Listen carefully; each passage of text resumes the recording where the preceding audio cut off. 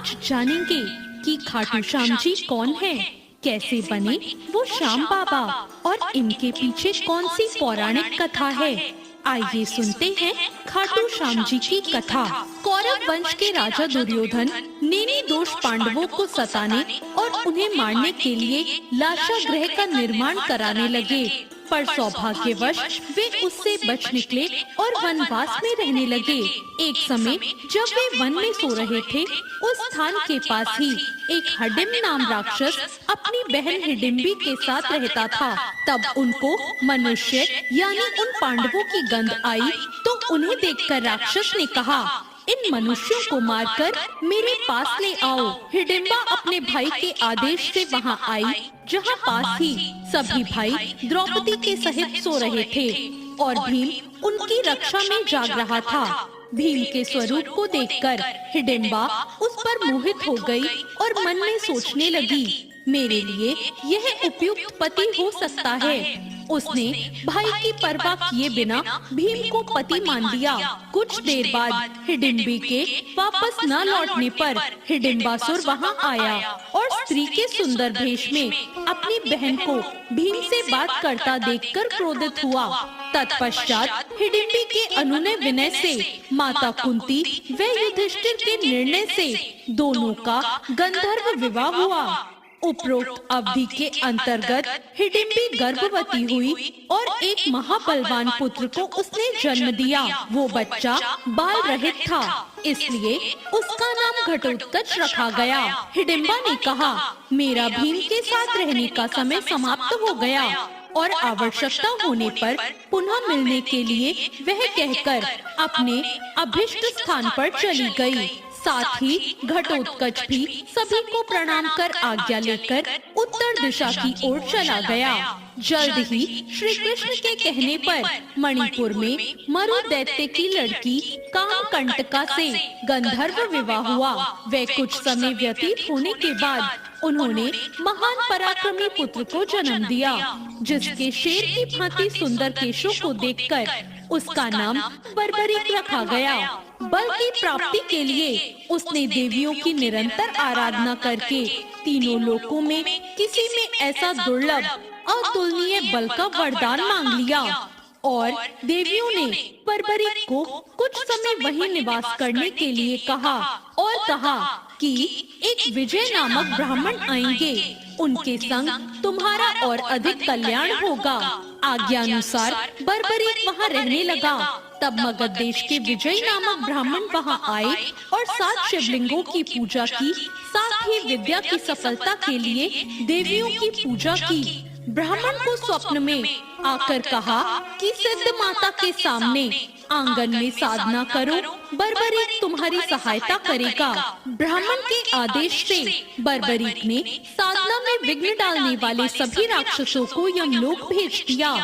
उन असुरों को मारने पर नागों के राजा वासुकी वहां आए और बर्बरीक को दान मांगने के लिए कहा। तब बर्बरीक ने विजय की निर्विघ्न तपस्या सफल हो यही वर मांग लिया। ब्राह्मण की तपस्या सफल होने पर उसने बर्बरीक को युद्ध में विजयी होने का वरदान दिया। तत्पश्चात विजय को देवताओं ने सिद्ध शौर्य प्रदान किया। तब से उसका नाम सिद्धसेन हो गया। कुछ काल बीत जाने के बाद कुरुक्षेत्र मैदान में कौरवों और पांडवों के बीच युद्ध की तैयारियां होने लगी। इस अवसर पर बर्बरीक भी अपने तेज नीले घोड़े पर सवार होकर आ रहे थे। तब रास्ते में भगवान श्री कृष्ण बर्बरीक की परीक्षा लेने के लिए ब्राह्मण के भेष में उनके पास पहुँचे। भगवान ने बर्बरीक की मन की बात जानने के लिए उनसे कहा, तुम किसकी ओर से युद्ध करने आए हो?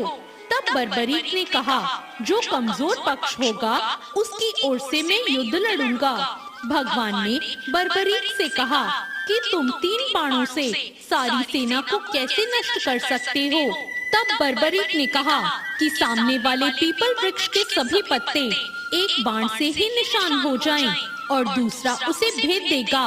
भगवान श्री कृष्ण ने मुट्ठी व पैर के नीचे 2 पत्ते छिपा लिए। तब देखते ही देखते एक बाण से क्षण भर में ही सभी पत्ते बिंद गए। तब श्री कृष्ण ने वास्तव में देखा कि यह एक ही बार में सबको यमलोक भेज देगा। तब ब्राह्मण बने श्री कृष्ण ने बर्बरीक से याचना की। तब बर्बरीक ने कहा, हे ब्राह्मण, क्या चाहते हो? तब श्री कृष्ण ने कहा कि क्या सबूत है, मैं जो मांगूंगा वो मुझे मिल जाएगा। तब बर्बरीक ने कहा, जब वचन की बात है तो तुम प्राण भी मांगोगे तो मिल जाएंगे। तो ब्राह्मण के भेष में नटवर बोले, मुझे तुम्हारा शीश का दान चाहिए। यह सुनकर बर्बरीक स्तब्ध रह गए और बोले, मैं आपका वचन सहर्ष पूरा करूंगा, पर सत्य कहो, आप कौन हो?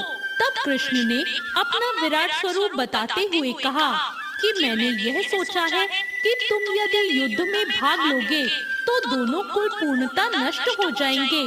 तब बर्बरीक ने कहा कि आप मेरा शीश का दान तो ले लीजिए, पर मेरी एक इच्छा है कि मैं युद्ध को आखिर तक देख सकूं। तब भगवान ने कहा कि तुम्हारी यह इच्छा पूरी होगी। तब बर्बरीक ने अपना शीश धड़ से काटकर दे दिया। शीश को अमृत जड़ियों के सहारे पहाड़ के ऊंचे शिखर पर पीपल वृक्ष पर स्थापित कर दिया गया। 18 दिन तक चले युद्ध में पांडवों को विजय प्राप्त हुई, साथ ही उन्हें अपनी जीत पर घमंड हो गया। तब श्री कृष्ण उन सबको लेकर वहां पहुँचे जहां बर्बरीक का सिर स्थापित था। बर्बरीक के सामने पांडव अपनी अपनी वीरता का बखान करने लगे। तब बर्बरीक के सिर ने कहा कि आप सबका घमंड करना व्यर्थ है। जीत श्री कृष्ण की नीतिज्ञ से ही मिली है। मुझे तो इस युद्ध में श्री कृष्ण का सुदर्शन चक्र चलता ही नजर आया था। इसके बाद बर्बरीक चुप हो गए। तब भगवान श्री कृष्ण ने प्रसन्न होकर बर्बरीक को वरदान दिया कि कलयुग में मेरे श्याम नाम से तुम पूजे जाओगे और तुम्हारे सुमरण से सभी मनोरथ पूर्ण होंगे। तो ये थी खाटू श्याम बाबा की कथा। आपको ये कथा कैसी लगी? कमेंट करके जरूर बताएं।